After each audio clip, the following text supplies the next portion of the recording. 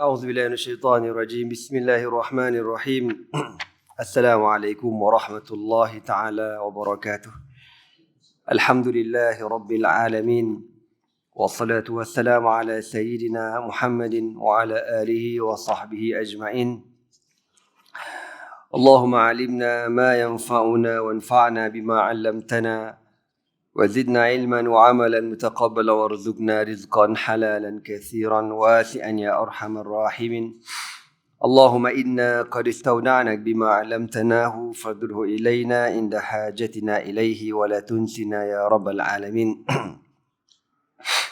اللهم أخرجنا من ظلمات الجهل وأكرمنا بنور العلم وأحسن أخلاقنا بنور الحلم وصلى الله على سيدنا محمد وعلى آله وصحبه وبارك وسلم أما بعد. Alhamdulillah, bersyukur kita pada Allah Subhanahu wa taala kerana dengan taufik dan hidayahnya dapat sama-sama kita beriktikaf di dalam masjid ini.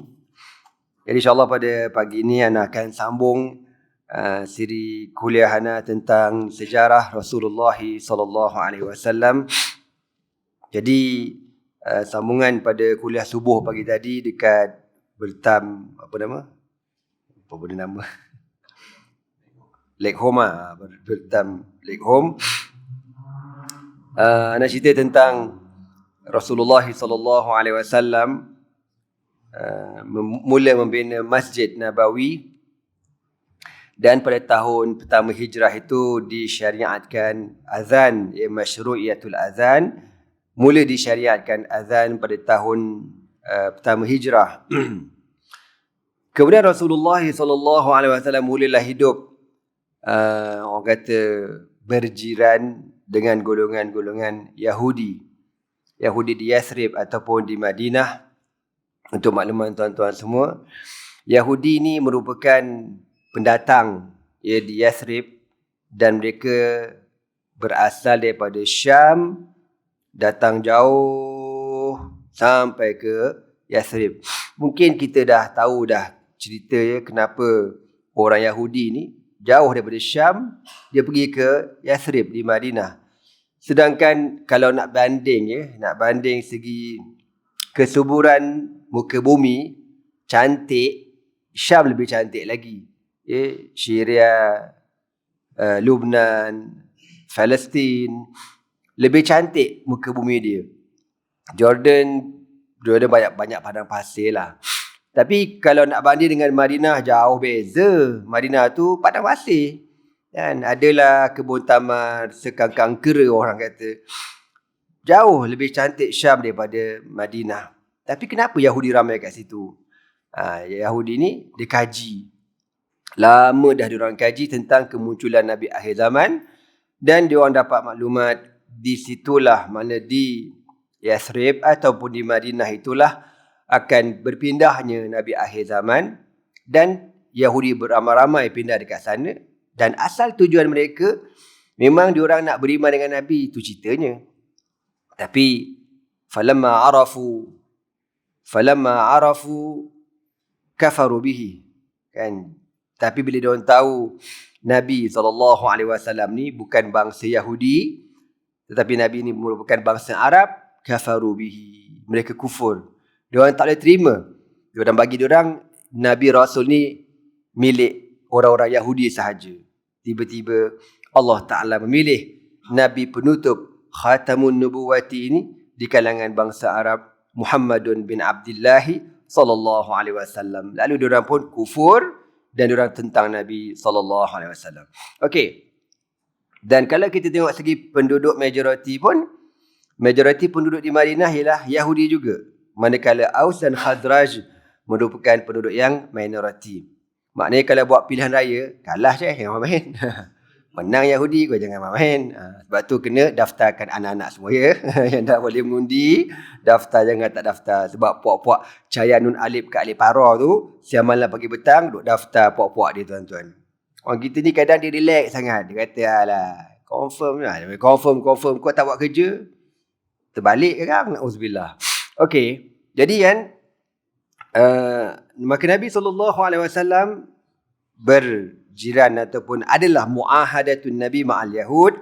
Ada perjanjian damai antara Nabi SAW dengan orang Yahudi. Tapi perjanjian ni tuan-tuan tak bertahan lama, sekejap je. Pada tahun 5 Hijrah, Yahudi buat perangai apabila mereka menghasut orang-orang Mekah untuk menyerang Nabi SAW, maka berlakulah peperangan Al-Khandaq ataupun peperangan Al-Ahzab. Okey, itu ringkasan lah. Kemudian Nabi SAW di waktu yang sama, pada tahun awal Hijrah ini, Nabi dah ada musuh dalaman. Siapa dia? Golongan Al-Munafiqun, golongan munafik yang diketuai oleh Abdullah bin Ubay bin Salul. Abdullah bin Ubay bin Salul ni daripada kabilah Khazraj. Dan dia ni tuan-tuan, sebenarnya sebelum Nabi datang, dah ada ura-ura mengatakan Abdullah bin Ubay ini akan dilantik menjadi, kita kata jadi YB lah senang bahasanya. Jadi PM tu macam besar sangat pula. Jadi YB dekat Madinah. Orang dah war-warkan, dah siap dah, tunggu nak angkat sumpah je orang kata. Abdullah bin Ubay, serius aku cakap, aku tak kelentong ni, betul. Memang dia telah dicalonkan bakal menjadi pemimpin di Madinah. Tiba-tiba tengah-tengah syok, tengah-tengah best, tengah-tengah yoyok lah orang kata.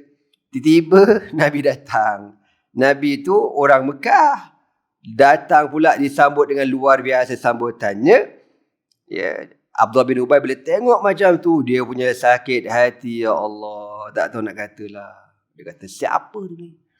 Lanakhrujanna la'azu minhal azal. Kita akan halau diorang keluar daripada Madinah. Okey tuan-tuan. Tapi Nabi ni sabar. Berhadapan dengan puak-puak munafik ni, Nabi sabar banyak-banyak tuan-tuan. Okey. Dan kemudian pada tahun pertama Hijrah, berlakunya kewafatan beberapa orang sahabat Nabi.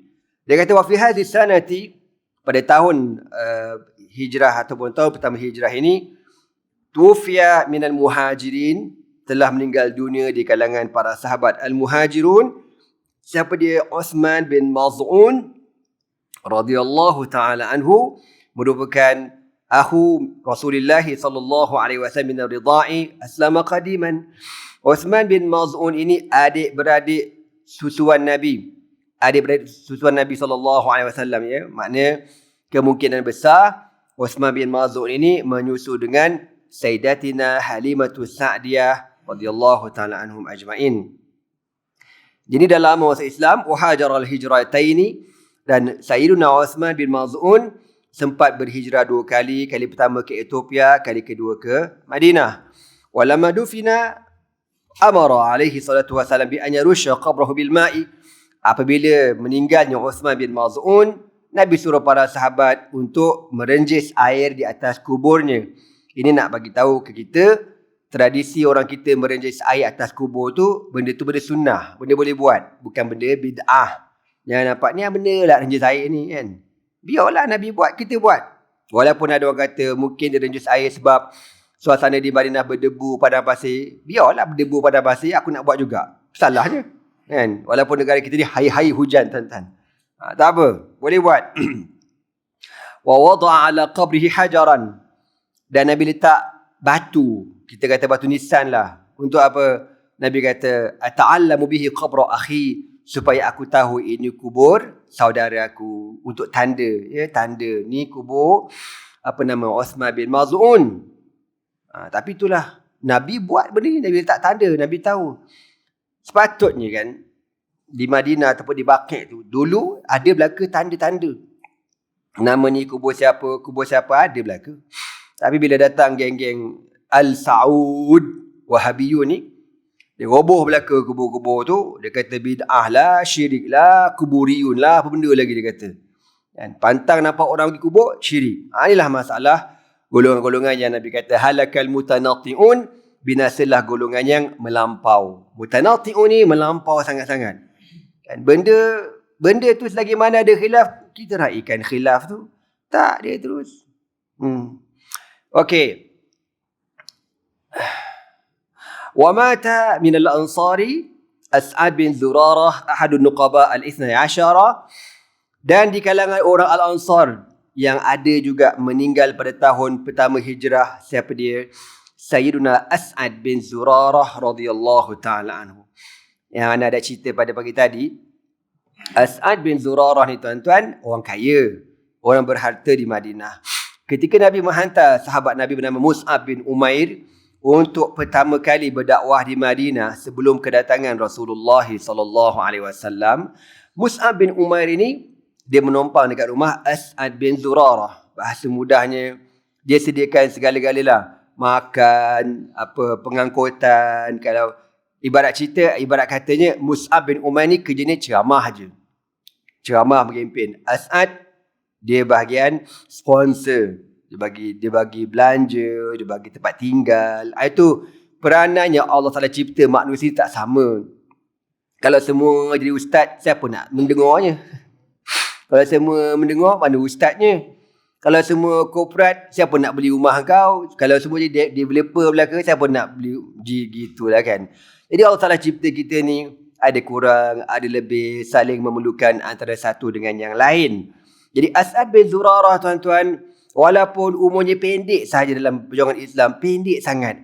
Dia beriman dengan Nabi kan, pada tahun, kita letaklah tahun 11 kenabian Nabi. Nabi berdakwah dekat Mekah 13 tahun Nabi pindah pada tahun 13 kenabian. 11 contohlah. Pada tahun 11 kenabian dia beriman. 12, 13 Nabi hijrah. Awal hijrah 4 tahun lebih kurang. 3 tahun lebih 4 tahun. Meninggal dia. Buat kerja sikit sangat. Tapi pahala dia subhanallah punya besar. Dengan sebab apa? As'ad bin Zurarah ni, saham dia. Bila dia ambil Mus'ab bin Umair, duduk dengan dia, tiap-tiap hari dia mengajar, berkempen. Sebelum Nabi berhijrah ke Madinah, boleh dikatakan, di dalam Madinah, setiap keluarga dah ada orang Islam. Setiap keluarga dah ada orang sebut pasal Nabi Muhammad sallallahu alaihi wasallam. Peranan siapa ni? Orang kata siapa tulang belakang ni? As'ad bin Zurarah radhiyallahu taala, seorang korporat yang beriman pada Allah, yang memperuntukkan hartanya kerana jalan Allah Subhanahu wa taala. Wa kana radhiyallahu taala anhu naqib Bani Najjar. Beliau merupakan ketua di kalangan kabilah Bani Najjar. Walamma mata ikhtara Rasulullah sallallahu alaihi wasallam nafsahu liniqabati alaihim لأن ابن أخت القوم منهم لأن ابن أخت القوم منهم ومات أيضا البراء بن معرور أحد النقباء. Jadi bila As'ad bin Zurarah meninggal dunia, diorang kabilah Bani Najjar tak ada ketua tau. Siapa nak lantik? Siapa nak gantikan As'ad bin Zurarah? Maka Nabi mencalonkan diri Nabi sendiri, aku menjadi ketua kamu. Allahu Akbar. Seronok orang Bani Najjar. Sebab apa? Sebab mak Nabi ada anak beranak, ada kena-mengena dengan kabilah Bani Najjar. Wa mata aidan, dan juga meninggal dunia pada tahun pertama hijrah ini ialah Al-Barra bin Ma'rur radhiyallahu taala anhu, salah seorang Al-Ansar yang beriman dengan Nabi SAW pada perjanjian Aqabah yang kedua. Wa fi hadhihi sanati aidan, dan pada tahun ini juga, pada tahun pertama hijrah, di kalangan pembesar Quraisy di Makkah, siapa yang mati? Al-Walid bin Mughirah. Siapa dia Walid bin Mughirah? Bapa kepada Khalid bin Al-Walid. Khalid bin Al-Walid bin Mughirah. Tuan-tuan semua, Al-Walid bin Mughirah ni cerdik orangnya, pandai orangnya. Ada school punya orang, gitu. Dia bukan tak ada school punya orang. Orang cerdik, orang pandai. Tapi sedihnya, dia gunakan kecerdikan, kepandaian dia untuk melawan Islam. Dia ni kan, kalau kita baca sejarah, ingat tak masa sejarah orang Mekah nak buat Kaabah? Lepas tu bila time nak letak Hajarul Aswad, kan dia bergaduh. Sampai nak berperang, 3 hari 3 malam nak berperang, tak puas hati. Siapa yang layak angkat Al-Hajarul Aswad letak dekat tempatnya. Semua nak berperang pasal batu sebiji je. Apa kata Walid bin Mughirah, bapa Khalid? Wahai orang-orang Quraisy semua, janganlah kita bergaduh. Kita kan geng-geng Quraisy belaka. Habis itu siapa nak settlekan ni? Siapa nak letak batu ni? Tak ada orang yang layak kita semua berebutlah. Apa kata Al-Walid? Boleh selesai. Kita akan melantik hakim yang akan menjatuhkan keputusan siapa yang layak letak batu ni. Siapa hakim, siapa? Maka kata Al-Walid, besok pagi lepas subuh kita tengok siapa yang mula-mula masuk dalam kawasan Masjidil Haram, mana kawasan Kaabah. Tengok siapa yang mula masuk. Orang yang mula masuk itulah yang akan kita lantik menjadi hakim di kalangan kita. Tunggu punya tunggu, munculnya Rasulullah sallallahu alaihi wasallam. Masa tu Nabi belum menjadi Nabi lagi. Nabi muda lagi. Dalam 20-an, 30-an gitu. Bila dia tengok Nabi masuk, apa kata orang Quraisy? Hadza Muhammadun radinahu bihukmihi. Kalau inilah orangnya Muhammad, kami redha. Apa saja keputusan yang Muhammad kata, kami redha. Itu hebat orang Quraisy dengan Nabi ni. Cadangan tu cadangan Al-Walid bin Mughirah, Bapak Khalid bin Al-Walid. Jadi selesai masalah kan. Nabi selesaikan masalah peletakan Al-Hajarul Aswad. Lepas tu dia ni, Al-Walid ni cerdik, pandai.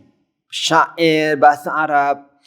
Dia ni, orang kafir kata, bahasa kita kata Walid macam Datuk lah gitu. Datuk Seri. Gitu. Datuk Seri Al-Walid. Cuba Datuk bagi statement sikit, kenyataan tentang Muhammad ni. Kita nak tuduh apa ni? Nak tuduh apa ni Muhammad ni? Gila ke, penyair ke, ahli sihir ke, benda kita nak tuduh Muhammad ni. Apa kata Walid? Tak apa, biar aku dengar dulu Muhammad cakap apa, baru kita boleh buat tuduhan yang sesuai. Dia pergi dengar lah. Dia dengar tuan-tuan, Nabi tengah baca Al-Quran. Contohlah ya, Nabi baca Al-Quran. Ar-Rahman 'allama al-Quran, khalaqal insana 'allamahu al-bayan, asy-syamsu wal-qamaru bihusban. Dia dengar je. Dan Al-Quran ini merupakan mukjizat. Mukjizat makna apa? Yang melemahkan. Yang melemahkan. Orang kafir bila dengar, lembik. Diorang akan kalah dengan Al-Quran ni. Sebab bahasa dia. Okey tuan-tuan semua. Bila dia dengar, leka. Sampai habis. Dia pun jumpa geng Quraisy. Geng Quraisy ada lepak kat kedai mamak. Tepi Kaabah tu. Main carom. Isap vape, jadah lagi aku tak kerti. Apa cerita Datuk? Dengar dah. Apa tuduhan yang sesuai kita nak bagi kat Muhammad ni. Kita nak buat keluar kenyataan ni. Kenyataan bersama ni. Kan? Apa tuduhan yang sesuai untuk Muhammad? Walid ni, Quran kata, innahu fakkara wa qaddara faqutila kaifa qaddara thumma qutila kaifa qaddara thumma nazara thumma abasa wa basara thumma adbara wastakbar faqala in hadha illa sihrun yu'thar in hadha illa qaulul bashar. Allahu akbar. Kan Quran cerita, dia nak cipta tuduhan tu tuan-tuan. Aduh, aku tak tahu lah orang belah utara kata apa. Orang Terengganu kata bolok ngok, orang Terengganu kata. Dia penia, innahu fakkara. Dia fikir-fikir, kata apa? Kata benda fakkara wa qaddara faqutila kaifa qaddara thumma qutila kaifa qaddar. Dia ni dia cuba fikir, apa tuduhan yang sesuai? Gila, ahli sihir, nujum, ahli sihir, gila, gitu dia jadi bengkok dia. Last dia kata apa? Innahu in huwa illa sihrun. Lala dia kata perkataan yang Muhammad cakap tu semua perkataan sihir. Muhammad ahli sihir. Habis last sekali dia buat tuduhan, dia kata Nabi Muhammad ahli sihir. Maka Allah kata apa? Sa'uslihi saqar, akan aku masukkan dia ni ke dalam neraka saqar. Na'udzubillah min zalik. Jadi apa kata dalam sirah ni, Al-Walid bin Mughirah ni, masa dia nak mati, jaza'. Jaza' ni dia macam mengeluh. Dia sedih. Mengeluh. Sakit tua, orang tua ni sakit tua. Faqala lahu Abu Jahlin. Maka kata Abu Jahal, ma jaza'aka ya am. Datuk lah kata. Pakcik, pasal pakcik mengeluh ni? Apa masalah apa ni?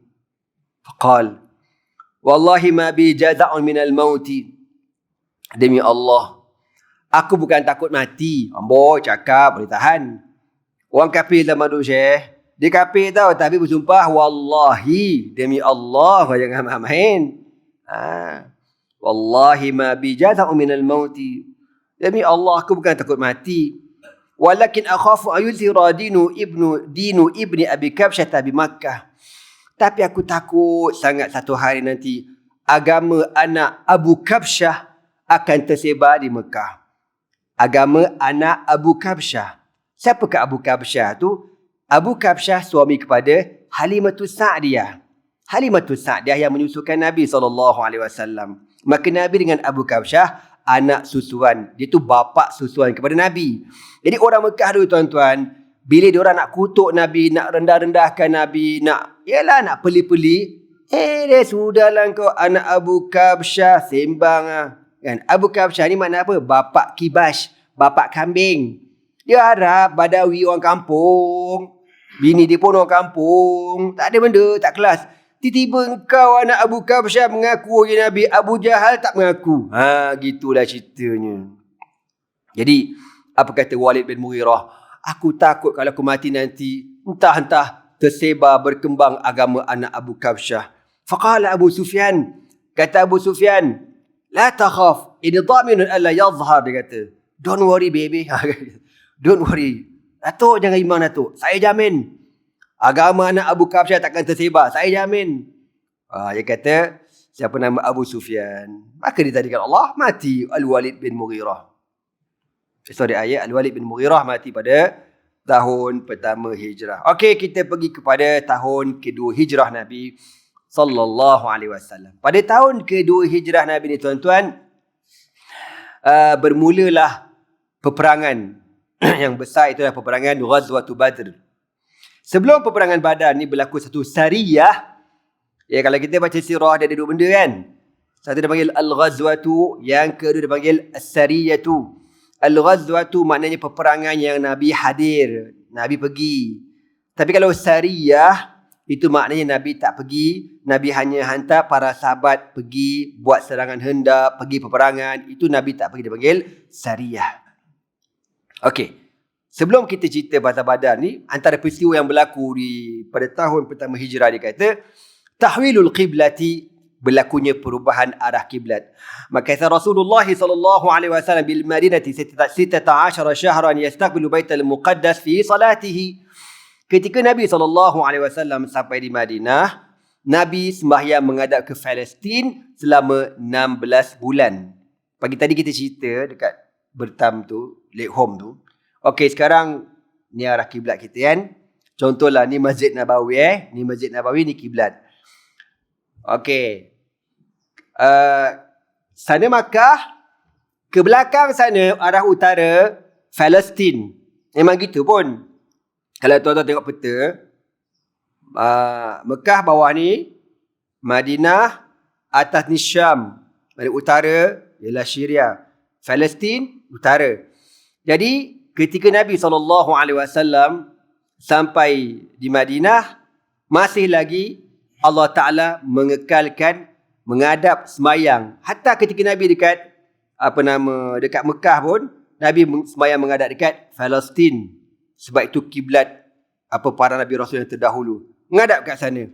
Sampai kat Madinah pun masih menghadap ke Palestin, ke Baitul Muqaddas. Jadi kan, zaman Nabi, masa mula Nabi buat Masjid Nabawi tu, dia tak adalah buat masjid tu ada mihrab sini, tak ada. Dia buat 4 segi gitu. Lepas tu ada pintu kat belakang tu, menunjukkan sana arah Palestin, semayang sana lah. Selama berapa lama? 16 bulan. Kenapa Nabi semayang kat menghadap Palestin? Antara sebabnya, untuk menarik hati orang-orang Yahudi. Yahudi kan kampung dia tu, Syam tu. Bila dia tengok, Muhammad semayang menghadap tempat kita lah. Okey apa? Okey lah. Macam geng kita lah. Gitulah lebih kurangnya. Jadi asal tujuannya Nabi semayang tu juga, tujuannya untuk tarik hati orang Yahudi supaya beriman pada Allah Subhanahu Wa Taala, menerima Rasulullah sallallahu alaihi wasallam. Tapi Yahudi gitu lah. Bodoh, tak mau dia. Degil Yahudi ni.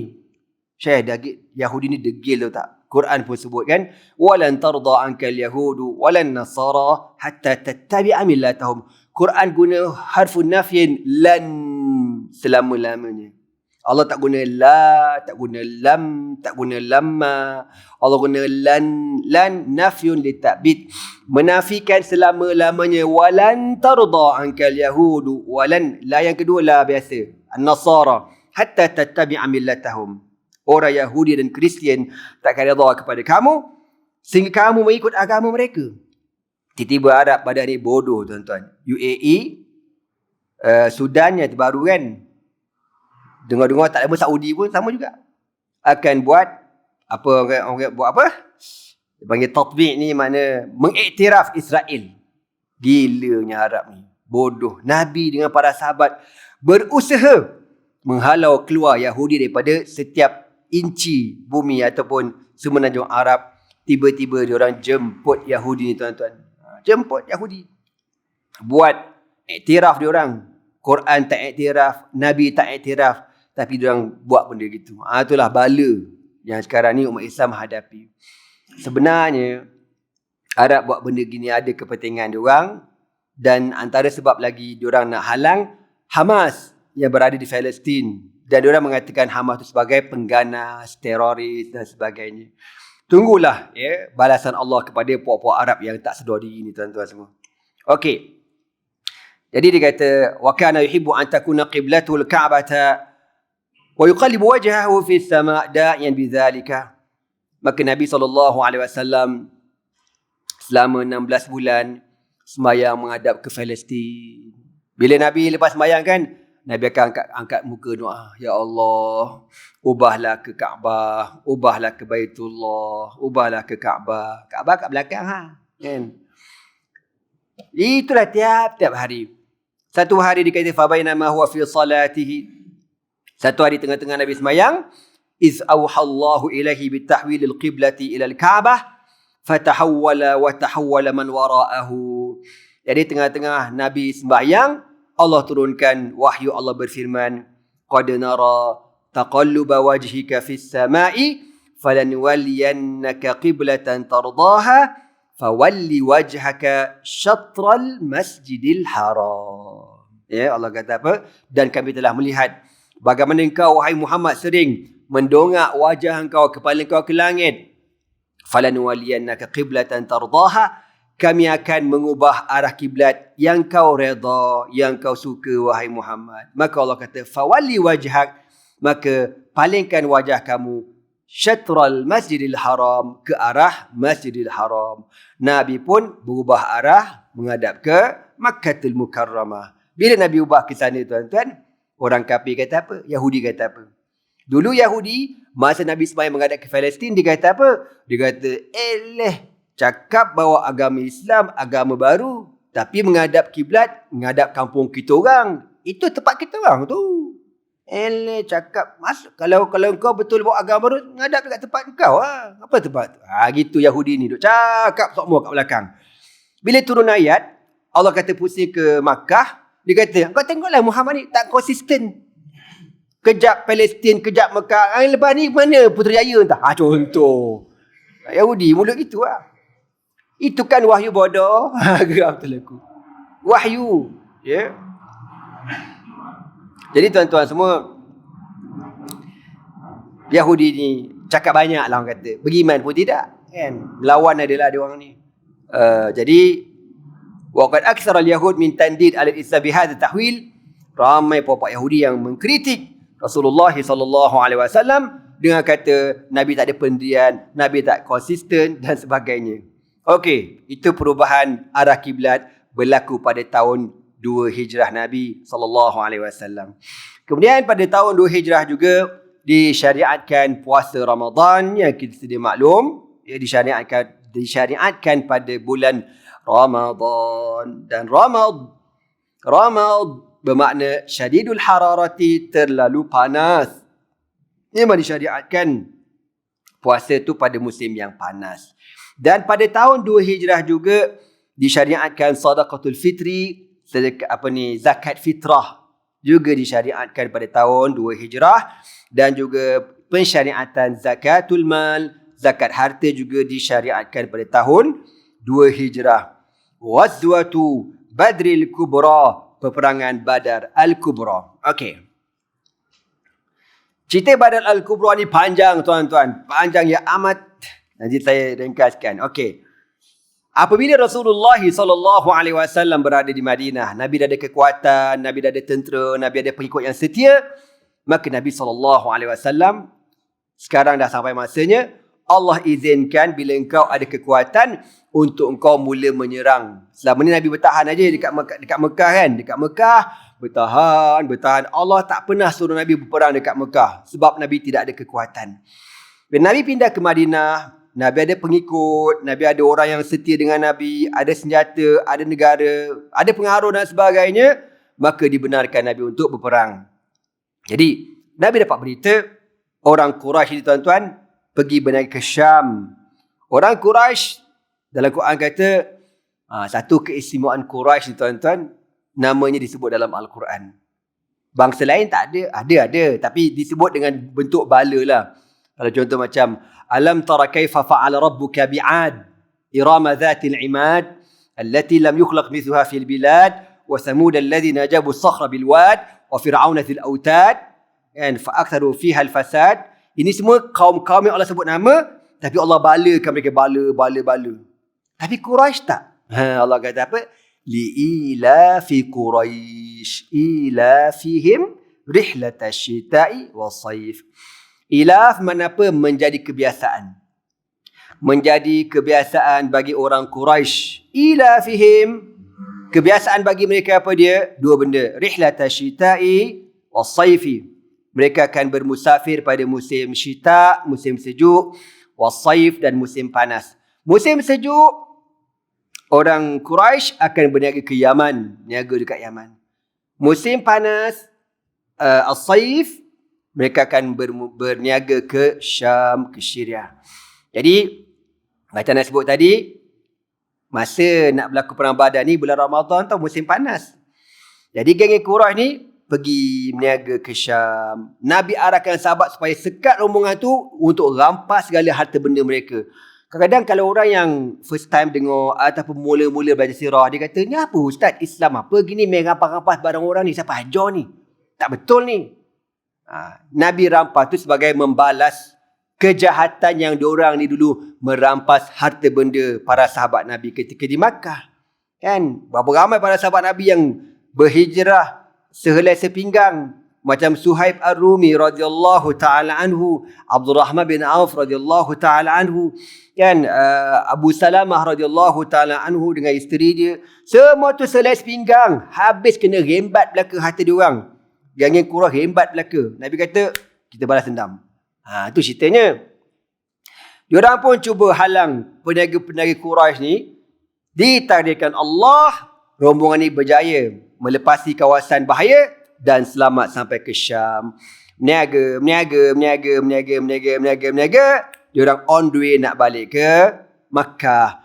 Tapi nak balik Makkah, mesti lalu Madinah. Dia punya highway tu, mesti lalu dekat Tapah, RNR Tapah. Gitulah. Kita akan sekat dekat RNR Tapah. Semua laluan. Kita akan sekat dekat situ. Masaklah kau. Maka Nabi SAW dapat maklumat, diorang on the way nak balik. Falamma sami'a bi ruju'iha nadaba ilaihi ashabahu. Nabi bila dengar tentang dapat berita, maklumat terkini, geng-geng Quraisy ini on the way balik ke Mekah, maka Nabi kata kat para sahabat, "Hadhi 'iru Quraisy fa akhraju ilaiha la'alla Allah ayunfilukumuha fa ajaba al-qawm wa thaqala akharun li dhanihim anna Rasulullah sallallahu alaihi wasallam lam yurid harban." Nabi kata apa? Maklumat yang kita dapat, orang-orang Quraisy yang berniaga di Syam akan pulang ke Makkah. Kita akan sekat rombongan ini. Semoga Allah Ta'ala memberikan kemenangan kepada kita. Maka sebahagian sahabat bersiap sedia untuk ikut Nabi. Dan sebahagian sahabat tak pergi pun. Sebab apa? Sebab dia kata tak perang ni. Kan? Orang berniaga je. Biasa orang berniaga mana bawa senjata berat. Kan? Berniaga bawa, kalau dia bawa pun dia bawa kenderaan untuk berniaga lah. Unta, kan, bawa barang banyak ni, gandum, apa benda, tamar, beras tak ada bang. Contohlah beras, apa benda lah. Bawa dalam perniagaan. Tapi kalau pergi perang, orang naik kuda. Kuda ni laju speed untuk kejar musuh, untuk lawan. Kalau bawa unta, untuk bahan bekalan, makanan, air. Habis makanan, sembelih unta pula, makan unta. Gitu. Jadi Nabi kata kat sahabat, kita akan sekat mereka. Sebahagian sahabat, okeylah kau pergi. Nabi pun tak marah tau. Dia tak macam peperangan lain. Nabi kata pergi, semua pergi. Badar memang tak prepare nak perang. Nabi sendiri tak prepare. Sahabat pun, okay, selamat je. Tak ada apa kot, biasa je. Kau sekat, lepas tu kita tawan dia, bawa balik ke Madinah lah. Gitu je. Jadi dia kata, walam yantadir man kana dhahrahu ghaiban, dan Nabi pun tak tunggulah, tak paksa mana-mana sahabat untuk join sekali. Fa kharaja li thalathi layalin khalawna min ramadana ba'da an walla 'ala al-madinati Abdullah bin Ummi Maktum. Maka Nabi keluar daripada Madinah lebih kurang pada 3 hari bulan Ramadan menuju ke lokasi Badar ini, dan Nabi melantik Abdullah bin Ummi Maktum untuk menjaga Madinah sementara Nabi tak ada. Wa kana ma'ahu 313 rajulan, bersama Nabi ada 313 para sahabat. Mi'atan wa nayif wa arba'una min al-ansar, 200 lebih di kalangan al-ansar, wal baquna min al-muhajirin, dan yang lain daripada kalangan muhajirin. Wa ma'ahum farasan, dan bersama tentera Islam ni hanya ada 2 ekor kuda sahaja. Tak perang kan? Relax lah. Naik kuda. 2 ekor kuda je. Wa sab'una ba'iran ya'taqibunaha, dan 70 ekor kuda yang mana para sahabat berganti-ganti. Kau naik, aku turun, kau naik, aku turun, nak menuju ke Badar. Ana tak pernah pergi Badar ni. Ya, Ana tanya jugalah kawan yang dekat Madinah tu, dia kata dalam 100 km juga daripada Madinah nak ke Badar, jauh. Sekarang ni kan, kalau naik kereta pun 100 km juga. Walhamil liwa Mus'ab bin Umair, yang membawa bendera Islam ialah Sayyiduna Mus'ab bin Umair radhiyallahu ta'ala anhu. Okey tuan-tuan. Abu Sufyan bergerak. Tapi dia dapat maklumat juga. Dengar-dengar Muhammad akan sekat kita. Cuma mana nak buat ni? Lalu dia pun bergerak. Apabila sampai dekat kawasan yang dirasa berbahaya, Abu Sufyan menghantar seorang wakil bernama Damdam bin Amr. Nama dia senang kena ingat. Damdam bin Amr. Tugas dia apa? Untuk dia ni besit kuda dia selaju yang mungkin, dia rempit baik punya, untuk bagi tahu kepada orang Quraisy yang rombongan kita dalam bahaya. Ya, rombongan Quraisy dalam bahaya, kena hantar tentera untuk support, untuk selamatkan rombongan perniagaan ni. Lalu Damdam bin Amr ni tuan-tuan, dia rempit kuda dia laju gila. Gitulah lebih kurang ya. Dia rempit tuan-tuan sampailah dekat Makkah. Sebelum masuk ke Makkah, Damdam bin Amr ni dia nak bagi cerita dia real. Dia nak bagi tahu kita dah kena, padahal tak kena serang lagi pohon, Nabi jauh lagi. Tapi perangai orang jahat kan. Dia nak bagi real cerita tu. Dia kelar muka dia dengan pisau. Dia kelar muka dengan hidung. Bodoh sungguh datang ni. Dia kelar, lepas tu dia lumurkan darah. Dia tinggalkan kuda dekat luar. Dia masuk ke Mekah mengangkat-angkat. Ya ahla Makkah, ya ahla Makkah. Dia masuk mengangkat-angkat. Kata, ma bika ya Damdam. Haji Damdam, apa hal Haji Damdam? Kan? Kalau orang Jawa kata, Dam-dam, orang Jawa kata. Apa hal je buat? Gitulah dia buat kan. Irukum. Rombongan kuat semua. Apa hal rombongan? Kena serang dengan Muhammad. Bing, kau kejap. Viral. Muhammad serang, kurang aja. Padahal tak ada pun. Abu Sufyan tengah lepak lagi dekat RNR kau tu tak? Nabi jauh lagi Tapi Muhammad ni memang bahagian provok nombor 1 dia. Abu Jahal masa tu Abu Jahal kata kurang ajar. Abu Jahal pun siapkan seluruh kekuatan tentera dia.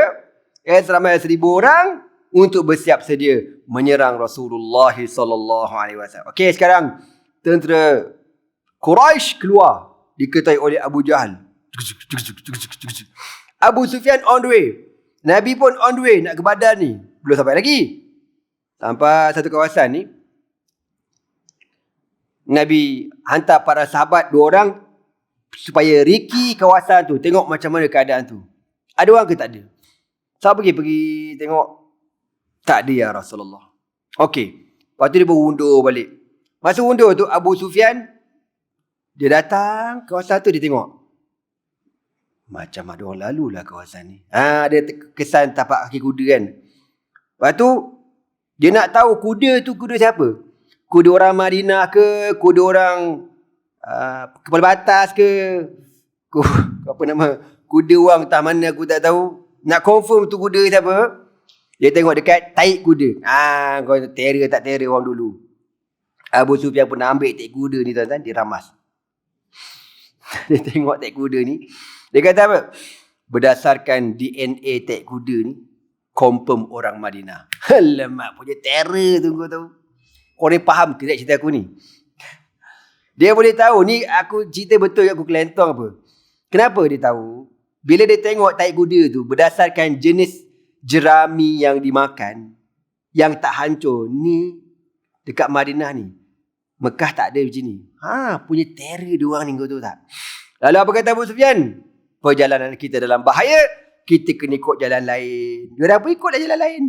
Nabi naik ke atas, diorang pun ke bawah ke sini. Tak bertembung lah. Bila diorang rasa diorang dah selamat, diorang dah lepas kawasan bahaya, dia pun hantar wakil berkejar cepat ke Mekah. Kalau jumpa tentera Abu Jahal, suruh U-turn balik. Cakap, rombongan dah selamat, semua dah okey. Tak payah serang. Kita dah on the way nak balik dah, okey. Hantarlah wakil. Wakil pergi. Sampai, Datuk Abu Sufyan. Datuk Abu Jahal, Tan Sri. Oi, kau apa cerita? Tan Sri nak ke mana? Nak pergi serang Muhammad lah. Dengar cerita kena serang. Apa kata, mana ada. Habis yang dom-dom tu, dom-dom tu memang kaki sembang. Dia dulu lagi gitu. Dia pantang. Ni kawasan ni kawasan perang ke apa ni? Kawasan perang lain macam. Dia dekat airport ke tak? Oh, TDM. Patut lain macam. Macam kat Syria pula kuasa. Okey tuan-tuan semua. Jadi, mana aku kita ni? Rupa-rupanya dom-dom kelentong. Dia kata tak payahlah pergi serang. Kita dah selamat dah, no problem. Apa kata Abu Jahal? La hatta yahkumullahu bainana wa baina Muhammadin. Sehingga Allah Ta'ala menjatuhkan hukuman antara kami dan Muhammad. Kata Abu Jahal. Belagak orang tua ni. Nabi tak tahu benda, Nabi jalan. Sampai kat barat saya tengok, dapat maklumat terkini. Ya Rasulullah, maklumat yang terkini kita dapat. Rombongan Abu Sufyan dah terlepas. Yang datang, yang terbaru kami dapat berdasarkan risikan tentera daripada Quraisy pula akan serang kita. Allahu Akbar. Kan? Abu Jahal tak nak undur teruskan perjalanan. Jadi dia kata kat sini, masa itulah Rasulullah SAW bincang dengan para sahabat. Nak lawan ke nak buat macam mana? Dia kata kat sini kan, Ana baca sikit nasirah dia kata, 313 sahabat ni, macam Ana sebut tadi, diorang keluar ni, orang kata lenggang kangkung, kau tahu tak? Memang tak prepare nak perang. Orang kalau nak perang pakai baju besi, topi besi, senjata, biar lengkap. Ini ada keluar pakai baju pagoda, pakai suat tracksuit, si Jepun pun ada, kau tahu tak? Macam nak jogging ke, kan? Pasal tak niat nak pergi perang pun. Emang tak niat nak pergi perang. Sajalah sahabat-sahabat Nabi. Kan? Unta 70 ekor. Kuda 2 ekor. Memang tak prepare. Tiba-tiba dapat maklumat, kemungkinan akan berlaku perangan. Sudah. Jadi Rasulullah SAW panggil para sahabat dan tanya, macam, apa pendapat kamu? Nabi rasa tak hati. Sebab apa tuan-tuan? Dalam perjanjian Bai'ah Aqabah yang kedua, perjanjian Aqabah yang kedua kata apa? Diorang berjanji akan mempertahankan Rasulullah SAW di dalam Madinah. Kalau Nabi kena serang di Madinah, diorang akan pertahankan Nabi sampai mati. Sekarang ni Nabi berada di luar Madinah. Waktu Nabi dia tak langgar janji tau. Nabi kalau janji, Nabi buat. Biar bersusah, biar berisiko pun tak apa. Nabi buat janji tu. Padahal Nabi kan, kau pertahankan je lah. Mana Nabi pergi, kau pertahankan lah. Tapi Nabi tanya kepada sahabat, Macam mana? Kalau ikut perjanjian dulu, dalam perjanjian Aqabah yang kedua, korang berjanji untuk pertahankan aku di dalam Madinah. Sekarang kita berada di Badar. Kau nak pertahankan aku ke tidak? Maka apa kata Nabi SAW? Jangan sekali-kali korang kata pada aku sebagaimana Yahudi kata kepada Nabi Musa SAW. Bangkit seorang sahabat. Dia kata, Ya Rasulullah, izhab haitsu amarakallah. Dia kata, Ya Rasulullah, pergilah ke mana sahaja yang Allah Ta'ala telah tetapkan kepada kamu. Fa innana la naqulu kama qala banu Israil Musa alaihi salam. Itu perkataan sahabat, bukan perkataan Nabi. Dia kata apa? Ya Rasulullah, kami tak akan cakap kepada kamu sebagaimana Bani Israel pernah kata kepada Nabi Musa alaihi salam. Nabi Musa, tuan-tuan, apabila Allah Ta'ala suruh Nabi Musa ni serang Palestin, bebaskan Palestin daripada raja yang zalim bernama Bukhtanasar. Bukhtanasar ni seorang raja yang zalim. Disuruh Nabi Musa dengan Bani Israel supaya bebaskan kawasan tu. Bani Israel tak berani. Penakut.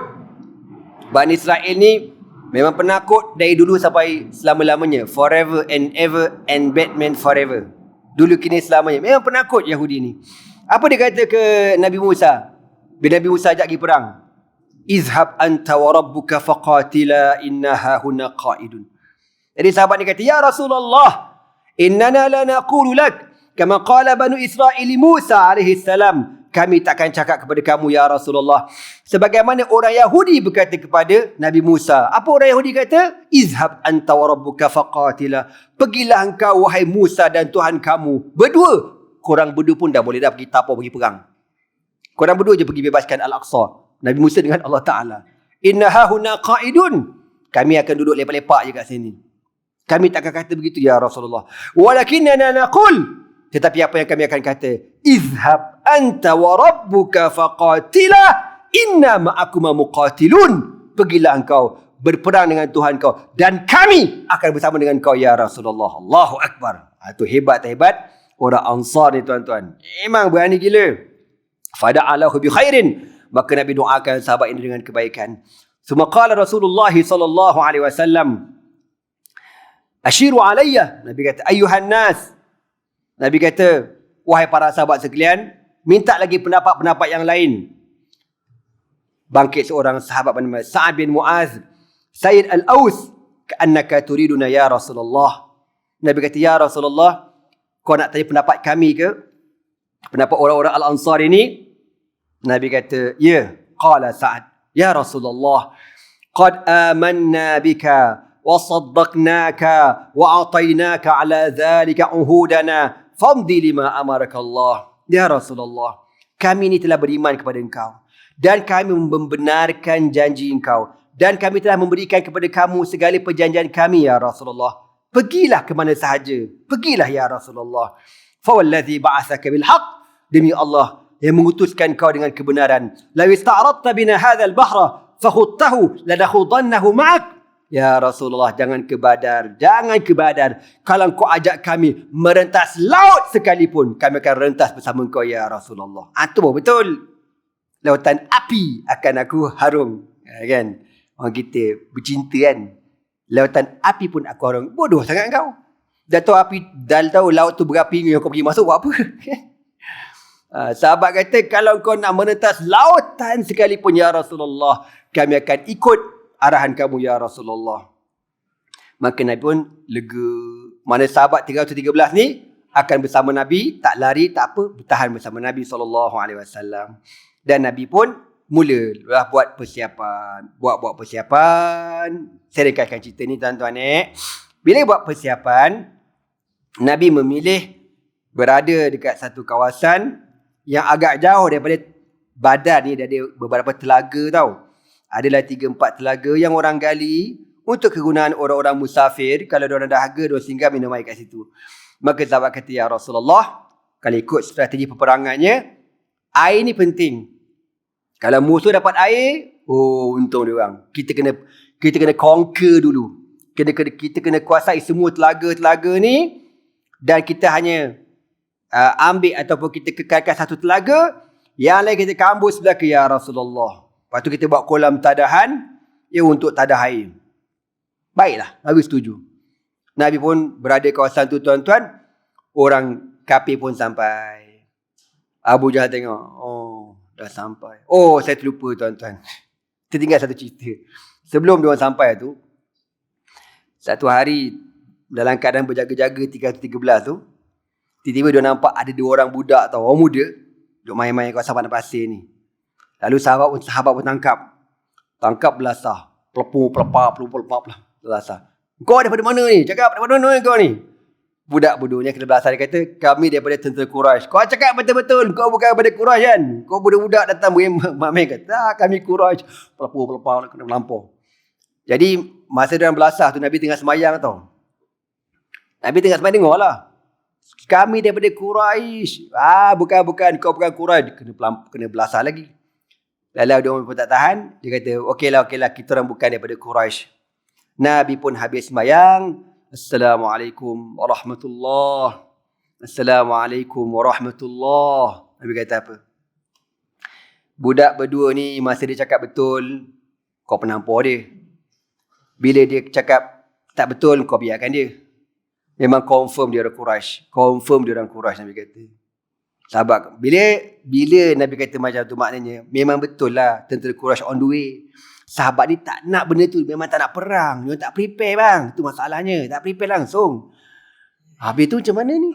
Nabi bertanya lah, kau buat apa? Kau bodoh ni tugas apa dalam tentera Quraisy? Kita orang bagian catering saya.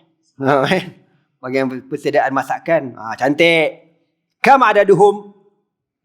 Berapa ramai tentera Quraisy? Oh, kita tak tahu. Kau catering tak tahu? Memang tak tahulah. Baiklah. Berapa ekor unta korang sembelih sehari? Dia kata kita sembelih antara 9 hingga 10 ekor. Itu dia punya makan dia tuan-tuan. Sehari antara 9-10 ekor unta. Bukan ayam. Anda ingat masa anda dekat Al-Azhar dulu. Seekor unta, kalau kita orang Melayu, boleh makan satu kampung kau tu. Boleh melantak dalam 500 orang, 500 pelajar. Seekor unta. Unta besar je. Tengkuk dia je boleh kau makan buang dah. Kan? Bukan tengkuk ayam ni bang. Tengkuk unta. Jadi kalau sembelih sehari antara 9 hingga 10 ekor, Nabi kata idzan al-qaumu baina 900 ila 1000 atau kama qala Nabi sallallahu alaihi wasallam. Kalau macam tu maknanya tentera Quraisy antara 900 hingga 1000 orang. Dah 900,000 orang. Dah kita 313. Dah berdebor berdebor. Tapi tak apa. Siap. Jadi sahabat pun 313 ni masa itulah pergantungan dengan Allah Subhanahu wa taala. Bergantung dengan Allah. Tentera Quraisy pun datang. Tentera Quraisy sampai tengok orang Islam berada di kawasan tu, dah conquer kawasan lain. Masa tu tuan-tuan, di kalangan tentera Quraisy ni dah berlaku macam perbalahan kecil. Ada sebahagian nak U-turn balik. Buat apa kita perang? Kita dah settle. Abu Sufyan dah selamat. Harta benda kita semua dah selamat. Jomlah kita balik. Seorang pemimpin Quraisy bernama Utbah bin Rabi'ah. Kalau kita datang berperang ini untuk membalas dendam di atas kematian kawan-kawan kita dalam satu Sariyah. Sariyah ni berlaku sebelum perang Badar tau. Ada 3 orang kafir Quraisy. Seorang kena bunuh, seorang kena tawan, seorang lagi lepas lari ke Mekah. Kalau kau nak balas dendam atas kematian kawan kita tu, Utbah bin Rabi'ah kata, aku boleh sponsor semua. Nak suruh aku bayar. Harga nyawa dia berapa? Dia punya pampasan 100 ekor unta. Aku settle, don't worry. Yang penting kita balik. Kata Utbah bin Rabi'ah, tak payah perang lah, balik je lah. Bila dia bagi cadangan balik, dengar dia Tan Sri Datuk Abu Jahal. Apa kau cakap nak balik? Penakut! Tak ada telur. Gitu tuan-tuan. Orang Melayu orang lelaki kan cakap macam tu kan. Tak ada telur. Ini telur ini. Kan? Mengamuk Abu Jahal. Jangan nak balik. Bertahan. Mengamuk dia. Siapa nama? Abu Jahal ni. Jadi, lala dia pun terpaksa lah. Okeylah, kita lawan aje lah. Jadi tuan-tuan semua, bila diorang dah prepare betul-betul nak lawan Rasulullah sallallahu alaihi wasallam. Masa tu muncul seorang lelaki bernama Al-Aswad bin Abdul Asad Al-Makhzumi. Al-Aswad bin Abdul Asad ni orang Quraisy. Dia kata, demi Allah, aku akan ceroboh kolam yang digali oleh orang Islam. Ya, contohlah ni tentera Islam kan, dia gali kolam kat sini, tentera Quraisy kat sana. Al-Aswad dia kata apa? Aku akan datang minum dekat kolam tu. Dia buat orang kata, buat sombong dia lah. Aku akan minum kat kolam tu, ataupun aku akan mati kat situ. Dia keluar lah seorang-seorang dia. Dengan pedang dia belagak. Sahabat tengok, mangkuk ni. Kau berani Dia buat bodoh dia lah. Masa dia datang ke kolam orang Islam, Hamzah bin Abdul Muttalib tetak dia. Dia belah mamak ni, terpelanting, jatuh putus kaki sebelah. Hidup lagi, merangkak. Nak pergi juga kat kolam tu. Pasal dia dah bersumpah, wallahi demi Allah. Kau tengok, gila tak gila Arab ni. Nak juga. Sebab apa? Dah sumpah. Tak boleh langgar sumpah. Langgar sumpah berdosa. Kau tahu. Merangkak ni lah. Nak pergi juga minum. Dalam fa'ajhaza alaihi. Lalu dibunuh oleh Sayyidina Hamzah bin Abdul Muttalib radhiyallahu ta'ala anhu. Okey tuan-tuan. Bila dia kena bunuh, orang Quraisy lagi pengang. Sekarang dia nak lawan. Bila nak lawan tu, dulu punya style peperangan dia apa? One by one. Dia panggil al-mubarazatu. Seorang lawan seorang. Ketika itulah muncul 3 orang. Utbah bin Rabi'ah. Syaibah bin Rabi'ah. Al-Walid bin Syaibah. Ni 3 ni anak beranak belaka. 2 beradik, seorang anak saudara. Ni, 3 orang ni. Keluar. Untuk cabar tentera Islam. Masa tu tuan-tuan, sebelum kita pergi perang kejap ni, di kalangan tentera Islam, ada 2 orang sahabat bernama Salim Maula Abi Huzaifah. Dia ada 2 orang. Seorang nama Salim Abu Huzaifah. Cerita panjang lah Salim 2 orang ni. Bukan Salim penyanyi tu. Cerita panjang. Salim ini hamba kepada Abu Huzaifah. Maula dengan mana hamba yang dibebaskan. Dua-dua ni Islam. Dekat tentera Islam. Dia tengok. Salim ni kata dekat bos dia. Dekat bapa angkat dia. Abang nampak tu siapa yang keluar tu bah? Yang keluar siapa tu? Utbah bin Rabi'ah. Utbah bin Rabi'ah tu siapa dia? Bapa kepada Abu Huzaifah ni Salim Maula Abi Huzaifah bin Utbah bin Rabi'ah. Tu bapa dia tu. Anak dia Islam. Bapa dia kalik parong kau tu tak. Kapiak punya bapa dia ni. Tengok aja geram dia. Dia kata, wallahi demi Allah. Kalau diizinkan Rasulullah SAW, aku bunuh bapa aku ni. Kata Abu Huzaifah. Dan aku akan bunuh pakcik aku, Syaibah. Pakcik aku. Dan aku akan bunuh sepupu aku sendiri, Al-Walid. 3 ni aku nak bunuh. Tapi Nabi tak bagi. Tuan-tuan semua. Dan dia kata, semoga Allah Ta'ala menenangkan mata Nabi dengan kematian mereka bertiga. Oh dahsyat bang, level 5 orang dulu. Ni anak beranak kau tahu, jangan main-main. Arab, dia punya anak beranak, adik-adik rapat tau, bukan macam kita. Kita Melayu tak rapat. Gitu-gitu je, orang sini rapat tak dengan anak dia. Qabilah sini kuat? Kuat Boleh macam. Aku tak tahu lah, mungkin Qabilah Penang ni kuat kot anak beranak dia. Contohlah kan, macam kita orang, contoh macam nak KL kan.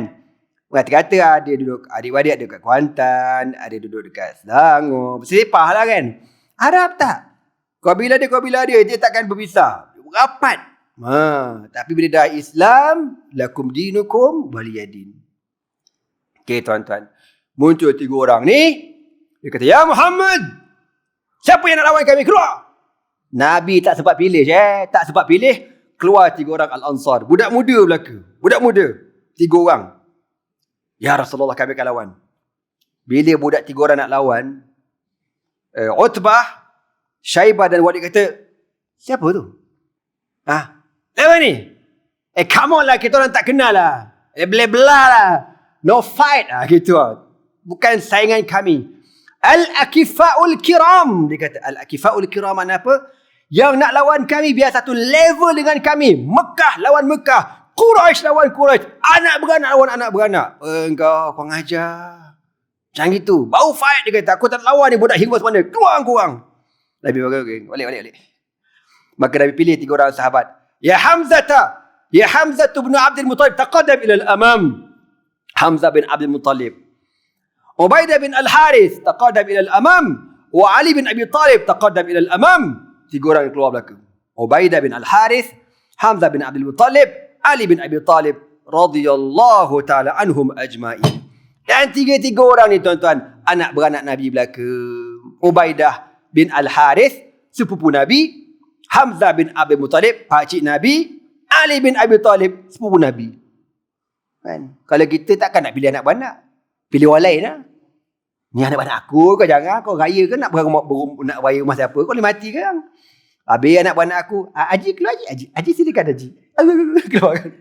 Nabi tak. Nabi pilih anak beranak je, lawan. Kau tengok, sallallahu alaihi wasallam. Maka tuan-tuan, berlakulah perlawanan one by one. Ini standard orang dulu perang, memang gitulah. Dia nak tunjuk siapa power, lawan dia dulu. Lepas tu bola, lawan ramai-ramai gitu tuan-tuan. Lawan, ketang. Lalu dengan izin Allah Ta'ala, Hamzah bin Abdul Muttalib berjaya membunuh Syaibah. Ali bin Abi Talib berjaya membunuh Al-Walid. Manakala Ubaidah bin Al-Harith, sahabat Nabi ni, sepupu Nabi ni, lawan dengan Utbah bin Rabi'ah, bapa kepada Abu Huzaifah tadi. Dan dua-dua ni tuan-tuan veteran, pengalaman luas. Tok guru belaka, petung petang tu, tikam, dua-dua cedera parah. Ubaidah bin Al-Harith cedera, Utbah bin Rabi'ah pun cedera, dua-dua jatuh. Datang Hamzah dan Sayyidina Ali, hoduk si Utbah bin Rabi'ah, mampu itu.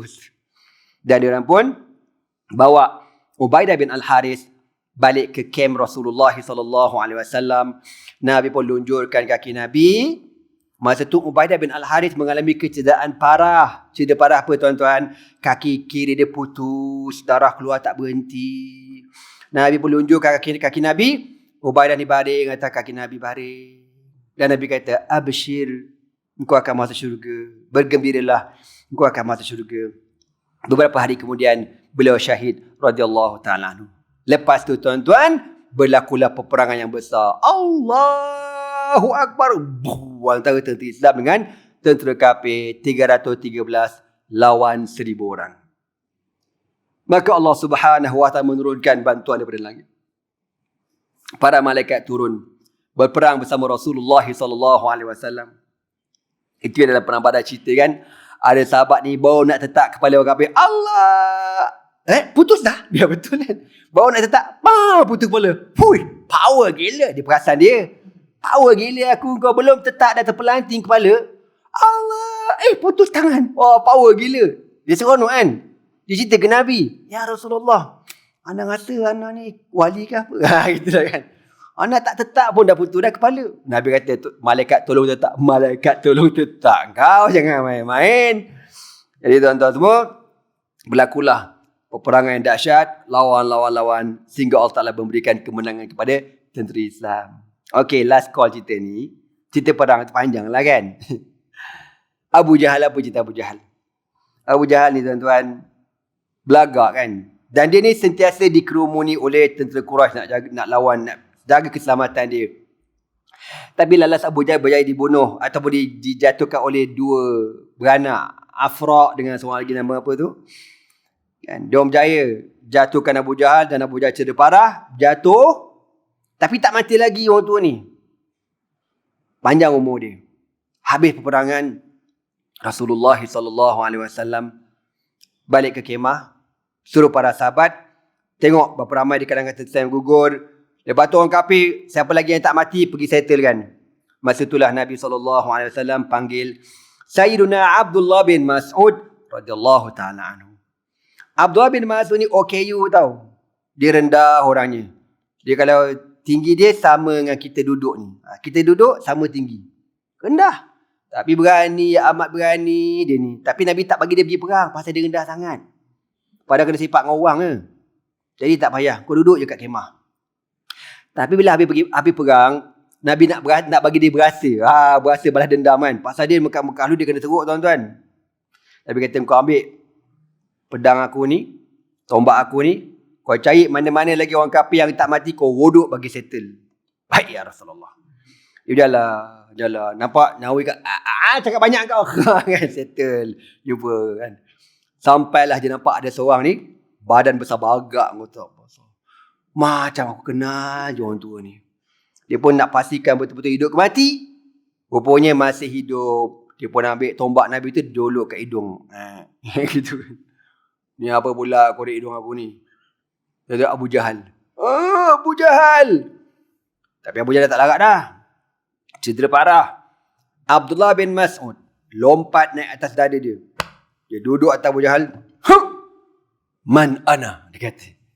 Kau kenal tak aku siapa? Abu Jahal ni tuan-tuan, dia punya belagak, nak mati pun belagak lagi. Engkau. Budak jaga kambing. Dia kata ke Abdullah bin Mas'ud. Abdullah bin Mas'ud ni memang kerja jaga kambing pun dulu. Tapi Abu Jahal lah. Engkau budak jaga kambing. Kurang ajar kau. Abdullah bin Mas'ud pun ambil pedang, tetak kepala dia. Tetak kau, melantun kepala orang tua tu. Dan dia ambil je kepala Abu Jahal. Dikerat telinga Abu Jahal. Dia kerat telinga Abu Jahal. Digolek-golekkan di hadapan Nabi SAW. Nabi kat kemah tengok apa benda tu. Golek-golek tu. Nabi nampak. Allahu Akbar. Allahu Akbar. Fir'aun hadhil ummah, Nabi kata. Ya Allah, Fir'aun umat aku Abu Jahal. Takbir Nabi, tuan-tuan.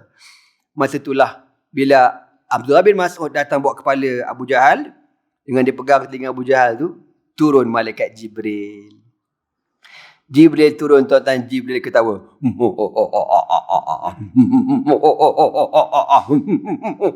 Benda pula ketawa ni Jibril. Aku tak tahu lah dia ketawa macam mana kan. Tapi aku rasa macam tu kot.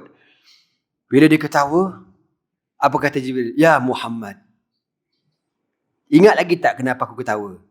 Apa cerita ni tuan-tuan? Ceritanya, sikit Nabi dah ni. Aku mengah juga ni.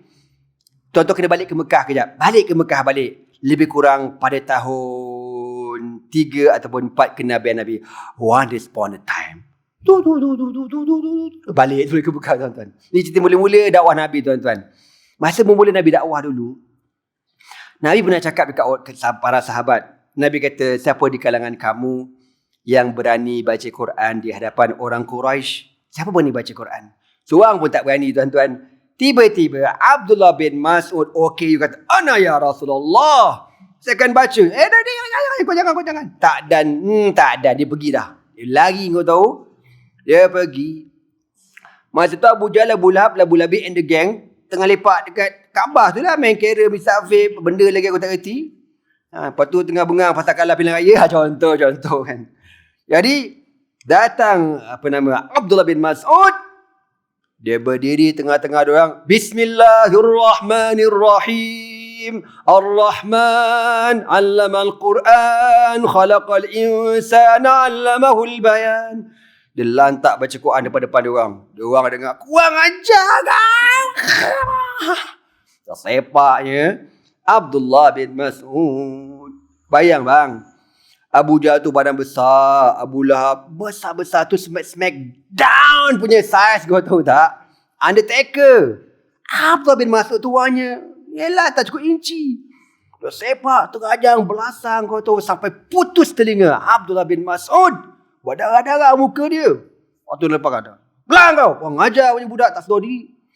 Dia ni balik ke Nabi, muka berdarah, telinga putus, mengalir mata. Nabi tengok, ya Allah, kesiannya engkau ni. Menangis Nabi menangis. Sahabat menangis. Tengah-tengah menangis ni, tengok Abdullah bin Mas'ud kan, putus telinga. Tiba-tiba Jibril turun, ketawa.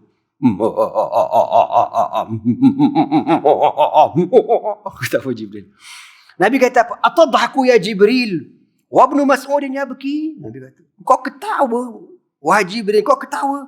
Kau tak nampak Abdullah bin Mas'ud menangis? Kau tak nampak? Kau tak nampak telinga dia putus? Apa kata Jibril? Sata'lamu ya Muhammadun mimma adhaku. Kau akan tahu satu hari nanti, wahai Muhammad, kenapa aku ketawa. Hilang. Nabi pun tak tahu apa cerita. Nabi tak tahu cerita je. Baru tahun kemudian, lebih kurang 12 tahun kemudian ataupun 13 tahun kemudian, berlakunya perang Badar. Abdullah bin Mas'ud penggal kepala Abu Jahal, dia potong telinga Abu Jahal, dia golekkan di hadapan Nabi. Apa kata Abdullah bin Mas'ud? Ya Rasulullah, al-udhunu bil-udhuni wa ra'su ziyadatun. Telinga dibalas telinga dan kepala bonus ya Rasulullah. Nanti yang Jibril ketawa tu. Apa kata Jibril? Sekarang kau tahu, wahai Muhammad, kenapa aku ketawa? Maknanya, Allah dah beritahu ke Jibril, wahai Jibril, hari ni Abu Jahal buat ke Abdullah bin Mas'ud. Tapi akan datang nanti. Lebih kurang 10 tahun akan datang. Tengok apa yang Abdullah bin Mas'ud akan buat dekat Abu Jahal. Segala-galanya dalam ilmu Allah. Nak kabarnya apa kita? Jangan zalim orang. Jangan zalim orang. Hari ni kau zalim orang, kau memang tak sedar. Kau tengah ada kuasa. Kau ada kuasa, kau buat semua. Tapi 10 tahun akan datang, Allah bala kau. Kau pun dah lupa. Apalah bala, kenapalah aku kena ya Allah. Kenapa? Kau tak ingat dulu kau dah buat silap. Kau zalim orang, kau lupa. Memang manusia pelupa. Bukan Melayu je mudah lupa. Melayu lah pula. Manusia memang pelupa. Macam Fir'aun. Bila Allah tenggelamkan dia, tuan-tuan, 40 tahun setelah Nabi Musa doakan, Allah hancurkan Fir'aun. Rabbana innaka ataita fir'auna wa malahu zinatan wa amwalan yudhilu an sabili, kan Nabi Musa doa supaya hancurkan. Fir'aun pun dah lupa dah dia buat apa, Allah hancurkan dia. Begitulah tuan-tuan, jangan ingat Allah lupa apa yang kita lakukan, apa yang manusia buat. Wala tahsabannallaha ghafilan amma ya'malul zalimun. Jangan sekali-kali kamu lupa Allah lalai. Kau ingat Allah lalai, Allah tak ingat apa yang dilakukan oleh orang-orang yang zalim. Tuan-tuan semua, begitulah perkongsian kita yang sedikit ini tentang peperangan Badar. Dan tuan-tuan biasa dengar kan, orang kata perang Badar berlaku bulan Ramadan dan Nabi puasa kan? Tak puasa bang. Sebenarnya Nabi tak puasa. Memang Nabi tak bagi sahabat puasa. Sebab apa? Puasa tak larat saya nak perang apa benda kan? Ini kalau mengajar tak sarapan pun meninggal bang. Jadi kena makan, barulah boleh berperang. Okey tuan-tuan semua, insya-Allah panjang umur kita sambung lagi pada malam ni dekat masjid Syekh kita, Masjid Al-Jalalu wal Kamalu Al-Pajaksung. Sambungan kisah perjuangan Rasulullah sallallahu alaihi wasallam. Okey, untuk akhir sekali, insya-Allah kami akan hantar bantuan ke Syria, bantuan COVID. Ana tak pergi dah pasal sekarang tengah COVID kan, tapi kami hantar duit lah ke sana. Jadi untuk makluman tuan-tuan, sikit lah ya. Di Syria ni, dah tak ada dah SOP ke apa benda, tak ada dah. Dah hari-hari mati. Kan? Kerajaan Syria pun, dia tak macam kita. Kita bagi maklumat setiap hari kan. Berapa yang kena jangkitan, yang dah sembuh, yang mati. Semua tiap-tiap hari ada laporan. Diorang mana ada? Diorang kawan anak cerita, kalau kau buka mulut, kau cakap dia ni mati kena COVID, ingatkan kau masuk penjara. Jadi diam je lah. Dia kata mati sakit jantung, ni mati darah tinggi. Padahal, ya Allah, orang alim di Syria, ramai mati tuan-tuan, ramai. Anda ingat 2 tahun 2020 ni, beratus, ada kawan menyenaraikan hampir 200 ulama, bukan di Syria saja ya, seluruh dunia, negara Arab khususnya, orang kata kebanyakan daripada Syam dan baki daripada negara-negara Arab yang lain yang mati sepanjang tahun 2020 dengan sebab COVID ni tuan-tuan. Ujian Allah Ta'ala ya. Dan keadaan teruk sangat dan duit diorang dah tak ada harga. Ya, nak tahu macam mana duit Syria? Masa nak belajar Syria tahun 1992 sampai 1998, $100 duit kita masa tu dalam kadang 200 lebih, kadang 300. Duit kita tinggi masa tu, 200, 300 ringgit. Duit Syria, 5,000 lira. 5,000 lira ni boleh sewa rumah besar. Okey lah. Seronok orang kata 5,000 lira ni mewah gila lah orang kata. $1. Hari ni berapa?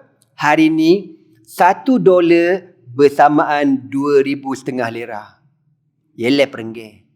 Tak ada apa tuan-tuan. Tak ada nilai duit dia, tak ada apa. Kan? Teruk sangat duit dia. Satu bukan $1 bang. $1.